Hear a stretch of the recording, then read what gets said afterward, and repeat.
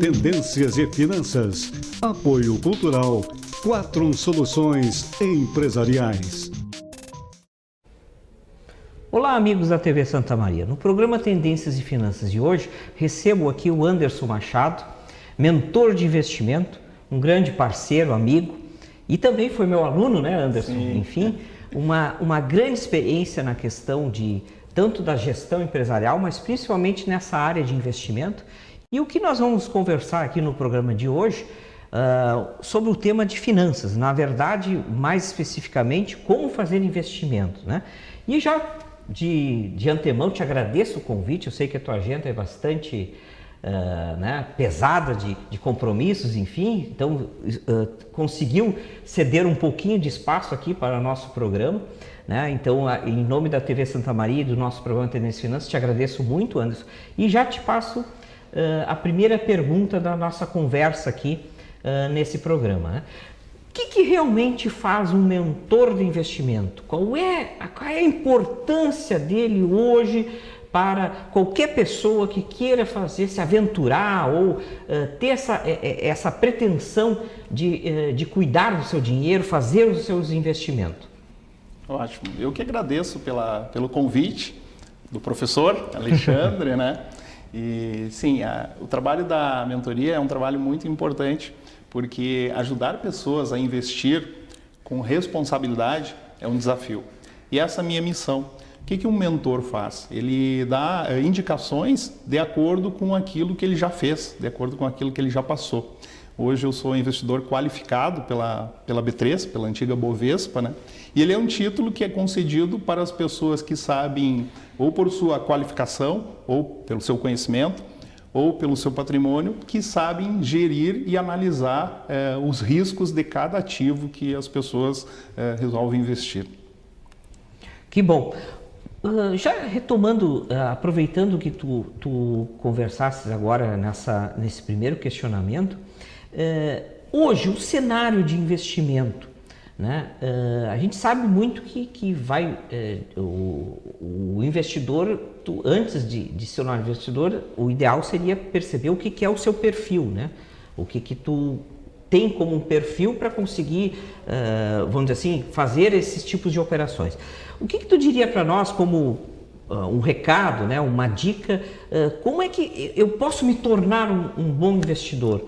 Que eu acho que deve ser a dúvida de todas as pessoas, né? Porque às vezes a gente vê aqueles termos técnicos, enfim, né, vê a questão dos números, né, a questão muito racional, enfim. Qual é a dica que tu passa para nós no sentido para as pessoas entrarem, né, conseguirem entender e entrar de fato nesse mundo dos investimentos? Isso é muito importante. O que é mais importante para a pessoa que quer entrar para o mundo dos investimentos é conhecer ela mesma, conhecer o seu perfil. Ou seja, qual o objetivo? Eu quero começar a investir. O primeiro objetivo da pessoa que quer entrar, por exemplo, para o mercado variável, que é de renda variável, ela quer ganhar mais, entendeu? Claro. Então, ela não se preocupa, às vezes, em estudar, às vezes, o risco, né? Então, primeira coisa, ter um objetivo bem definido. Para que eu quero investir? Para quanto tempo eu vou precisar daquele valor, né? Então, quando as pessoas me perguntam, Anderson, eu tenho um valor que eu estou aplicado na poupança ou algum produto bancário, né, que são produtos de renda fixa. Se ela me diz, eu preciso para daqui a 6 meses, então a orientação que eu dou, continua na renda fixa, porque renda variável não é para aquele investidor de curto prazo, ela é para o investidor de longo prazo, né? Eu quero uma formação de renda passiva para depois de 2 anos, 3 anos, quero eu cuidar da minha aposentadoria. Bom, aí sim a gente pode então tratar e indicar produtos de renda variável. Eu não indico o produto direto, mas eu ensino as pessoas a analisar o risco, conhecer, porque quando eu entro para uma renda variável, é diferente do que quando eu estou na renda fixa. Por que a pessoa quer ir hoje para a renda variável e sair da renda fixa? Porque a renda fixa está pagando pouco, né? Uhum. Custo básico do dinheiro, que é o governo que diz, né, que é a taxa Selic, 5,5% ao ano. É uma taxa que nunca teve tão baixa no Brasil. Então, o investidor olha ali, por exemplo, a poupança passa a pagar agora 3,85% ao ano. Isso é muito pouco. Claro. Então, para aquele que quer investir, quer ganhar mais, né? Então a primeira coisa que ele tem que fazer é estudar e saber os desafios. Ele não está mais emprestando o dinheiro. Ele, quando entra para a renda variável, escolhe uma ação, ele quer ser sócio de um negócio. Então é isso que as pessoas precisam entender. E aí saber, entra a função. né, Anderson? Acho que isso é uma importância, informação sobre a questão do investimento. Desculpa a gente interromper, mas que eu acho que é muito importante o que tu falou, porque as pessoas acham que tudo é investimento. Então eu literalmente, entre aspas, coloquei o dinheiro lá com a instituição, seja o que for, então agora... Não, tu é corresponsável também, né? Claro. Isso é importante. É comum as pessoas me perguntarem, qual o melhor investimento? Então a primeira coisa que eu respondo, né? Melhor investimento é em conhecimento.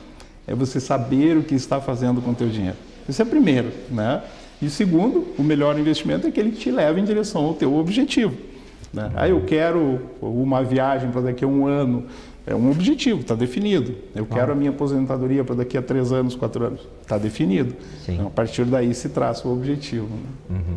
E no caso também, nessa questão de objetivo, o que tu também deixou bem claro aqui para nós, o conhecimento, a informação, como é importante. Ele não pode ser uma aventura por si só, né? Aquelas pessoas que querem, de fato, incluir o seu dinheiro lá em várias opções, tem que ter informação e conhecimento ou contratar um profissional para fazer esse tipo de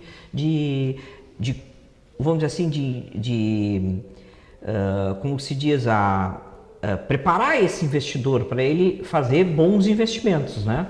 Exatamente. Então, a pessoa que quer começar a investir, ou as pessoas no geral, nós tomamos decisões, na grande maioria das vezes, por nossas emoções, né?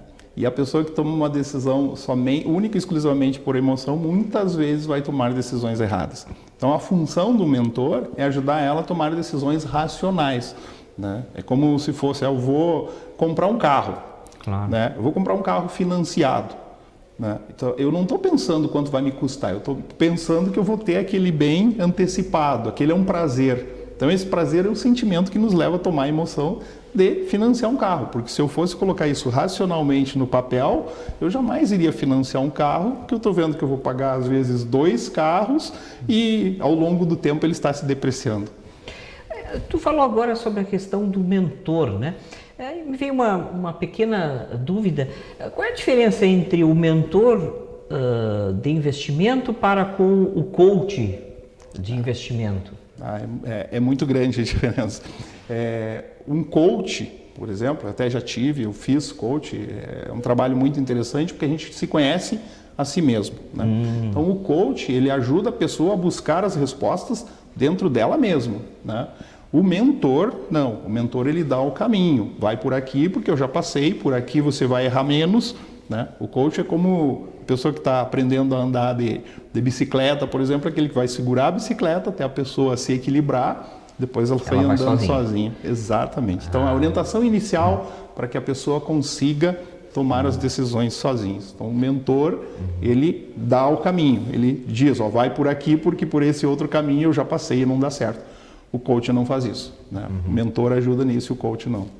O mentor, então, é uma espécie de um assessor, né? Exatamente. Existe a diferença técnica, né, o assessor de investimentos, sim, que é claro. AI, é uma pessoa que faz o exame, ele faz a qualificação, né, e recebe o título de assessor de investimentos e ele tem que trabalhar aliado a uma corretora, né? Eu não sou aliado a nenhuma corretora, né? Eu não indico os produtos, mas ajudo a pessoa a tomar as melhores decisões, escolher qual a corretora que ela vai operar, qual a função de uma corretora quando a pessoa está investindo, né? Então essas as orientações que eu dou. Bom, Anderson, tu sabe que a gente está passando por grandes transformações no mundo das finanças como um todo, né? E tem a questão que está sendo ainda muito debatida, enfim, que é a questão das moedas virtuais. Te questiono, na verdade, como tu é um conhecedor desse mundo de opções, de retorno, custo de oportunidade, de comparar a poupança versus moedas virtuais, renda variável e renda fixa, qual é a tua a tua opinião a respeito desse tipo de investimento? Porque pode ser dúvidas de muitos que estão nos ouvindo, né? Claro. O que é isso? Qual é a perspectiva, enfim, tendência desse mercado novo que está surgindo, né? Excelente pergunta. Inclusive, eu publiquei um artigo no Diário sobre moedas, né? Sobre moedas digitais. Né? O importante é a pessoa saber que moeda não é um investimento. Tá? Moeda é um instrumento de troca. Vamos pegar para algo mais próximo da nossa realidade, que é dólar. Quando que as pessoas compram dólar? Ou quando ela vai viajar, ou quando ela acredita que a nossa moeda vai se desvalorizar em relação ao dólar. Então ela faz isso por proteção.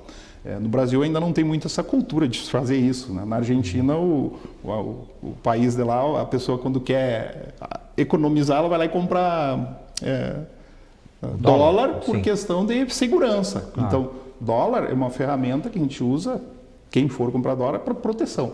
Não é investimento. Investimento, é interessante a pessoa saber o que é investimento. É aquilo que vai me gerar uma renda passiva. Eu estou investindo, por exemplo, numa empresa, aquela empresa vai gerar lucros e ela vai me pagar dividendos, juros sobre capital, né? Eu vou ter participação. Tá? Comprei uma casa para alugar, aquela casa está alugada. O aluguel é o dividendos, né? Então, nesse caso, ele é um ativo, a casa é um ativo. Né? Eu ser sócio de uma empresa, eu tenho um ativo. Moeda não é um ativo, é um instrumento de troca. As pessoas se enganam, né, por não conhecer o que é realmente um investimento. Agora, moedas virtuais, algo que veio para ficar, não só moedas virtuais, como bancos virtuais, né? Por quê? Porque elas possibilitam, um banco virtual possibilita uma facilidade de atendimento, um custo menor, né? Moedas virtuais vieram para ficar, porém elas vão sofrer muitas transformações até que se chegue assim, agora está funcionando bem, eu posso confiar mais. Né? O que tem por trás da moeda é muito mais importante que a moeda em si, que é a tecnologia. Né? A tecnologia do blockchain, né? Que você, inclusive, já falou muito, acompanha teus artigos, né? Que já falou muito sobre essa tecnologia. Claro. A tecnologia da criptografia de segurança é muito mais importante. Mas é bom, para quem está ouvindo, né, saber que moeda não é investimento. Né? Comprar Bitcoin achando que é um investimento que vai te dar um benefício, só achando que ela vai se valorizar em relação à nossa moeda. Né? Então é muito por sensação, as pessoas às vezes compram por sensação. Eu compraria dólar hoje, mas o dólar está caro, então eu não compraria. Compraria Bitcoin hoje, mas está caro. Mas é moeda, instrumento de troca. Claro. Perfeito.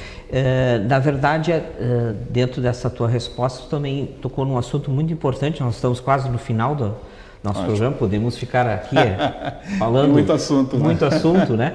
Mas enfim, Anderson, a questão desse novo modelo de operações de bancos virtuais, né? Isso é uma grande tendência e que também veio para ficar como a questão das moedas que a gente acabou falando, né? Agora, claro, isso até é um questionamento que as pessoas me fazem, né? Porque quando eu estou fazendo as minhas palestras, os treinamentos, as reuniões presenciais, que é uma função da mentoria, além das palestras, reuniões presenciais, pergunto, qual setor tu investiria ou um setor que tu investe desde que tu começou a investir? E eu digo, não, o setor bancário, né? Porque o setor bancário, desde o tempo que eu comecei a investir, sempre me deu lucros, né? Jamais me deu prejuízos, né? Entretanto, os bancos terão que se adequar. Eles não vão mais ganhar o lucro que eles ganham hoje. Por quê? Porque eles vão ter que se adequar a essa nova tecnologia, novos bancos virtuais que estão vindo, né? É uma nova tendência, como você falou, e que está possibilitando às pessoas, né, acesso a custos mais baratos, sem taxa de manutenção, sem custo para transferir dinheiro, né? Então, fazendo a transferência, por exemplo, quando vier uma moeda digital que facilita essa transferência sem o custo, né, às vezes até eu trabalho com importação, que eu tenho a empresa, né, para mim fazer um pagamento a um fornecedor no exterior, eu tenho que pagar um spread bancário de transformação, às vezes de duas moedas. Né? Então, com uma moeda digital, eu terminaria com isso. Então, é uma tendência e as pessoas têm que ficar atentas para, às vezes, investir em algo que pode, né, subir bastante. Bom, pois bem, né? Muito obrigado pela ótima conversa aqui, Anderson, bem informal, sobre um tema bastante, né, que as pessoas têm curiosidade, uma linguagem muito técnica, mas eu acho que a gente conseguiu não tornar isso muito formal, né? Claro. A gente trouxe boas informações aqui, principalmente com as tuas respostas. Te agradeço bastante tu estar aqui no nosso programa. Vou te convidar mais vezes para vir aqui para a gente fazer esse bate-papo sobre finanças, né? E aqui então, esse foi o nosso Tendências e Finanças de hoje, conversando com Anderson Machado, mentor de investimento, sobre finanças, né? Esse mundo tão às vezes desconhecido, mas que a gente tem que se apropriar muito, tem que buscar muitas informações e muito conhecimento acerca dele. Até uma próxima oportunidade no programa Tendências e Finanças. Tendências e Finanças. Apoio Cultural. Quatrum Soluções Empresariais.